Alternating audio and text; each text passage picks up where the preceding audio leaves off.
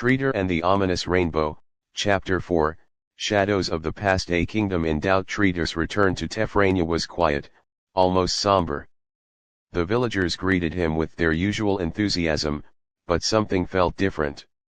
He could sense their unease as the rainbows above remained, their once celebratory colors now seen as an ominous reminder of the unknown.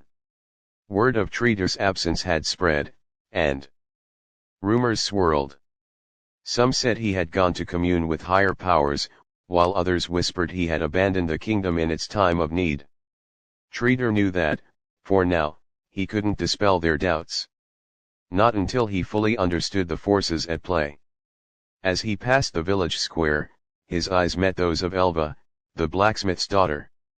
She was no more than 12 but had a piercing gaze far older than her years. She held up a crude drawing, a rainbow with jagged black lines cutting through it. "What does this mean, Tredor?" she asked. "Why is the sky angry?" Tredor knelt, struggling for an answer. "It's complicated," he managed, before rising and continuing to the castle. Lissa's return that evening, as Tredor reviewed the notes he had taken from the trial, a familiar voice interrupted him. "You've taken your first step, but your journey is far from over." He turned to see Lissa standing by the window, her silver hair catching the moonlight. "How did you get in here?" he asked, more startled than angry. Lissa smirked. "You really think castle walls can keep me out?" "Focus, Tredor. The trial was just the beginning. The rainbows still hang over the kingdom, and their meaning remains hidden.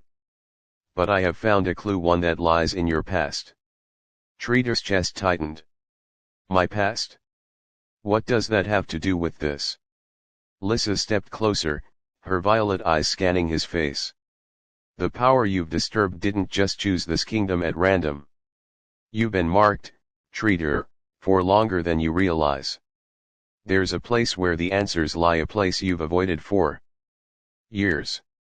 Tredor knew what she meant before she even said it. "The ruins of Dalveris," he muttered. Lissa nodded. "Your childhood home. The place where it all began." The journey to Dalveris. The ruins of Dalveris lay in the heart of a forest long abandoned by the people of Tefrania. Once a thriving village, it had been reduced to rubble decades ago by a catastrophic event one Tredor had witnessed as a child. Though he had little memory of the details, he had never been able to shake the feeling that something unnatural had been at work. Reluctantly, Tredor set out the next morning with Lissa as his guide. The journey was uneventful at first, but as they neared the outskirts of Dalveris, the air grew heavy, and the forest seemed to close in around them. "You're nervous," Lissa observed. "This place isn't just ruins," Tredor replied. "It's haunted.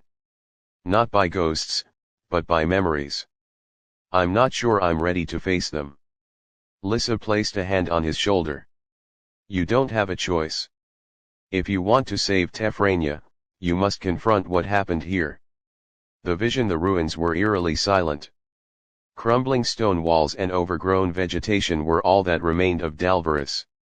At the center of the village stood a broken fountain, its once pristine marble now stained and cracked. As Tredor approached the fountain, a sudden gust of wind swept through the ruins, and the air shimmered. The world around him seemed to shift, and he found himself standing in a vision of the past. The village was alive again, bustling with activity. He saw his younger self, a wide-eyed boy playing near the fountain, while villagers went about their day. But the scene quickly darkened as a strange, swirling light appeared in the sky, an unnatural precursor to destruction. Tredor watched in horror as the light descended, engulfing the village in chaos. People screamed, buildings crumbled, and the ground split apart. Then, just as suddenly, the vision ended, leaving Tredor standing alone in the ruins. Once more, Lissa's voice cut through the silence. "Do you see now? The rainbows, the trial, the danger, it all ties back to this moment. Whatever happened here didn't just destroy Dalveris, it set events in motion that are still unfolding. A new revelation. Tredor sank to his knees, the weight of the revelation threatening to crush him. "Why me?" he whispered. "I was just a child. I didn't do anything." Lissa crouched beside him. "Perhaps not directly. But something about you, Tredor, drew that power here. And now, it's your responsibility to understand it and stop it before it consumes everything." Tredor looked up at her, determination hardening in his gaze. "Then we start here. In Dalveris. I need to know everything." End of chapter 4.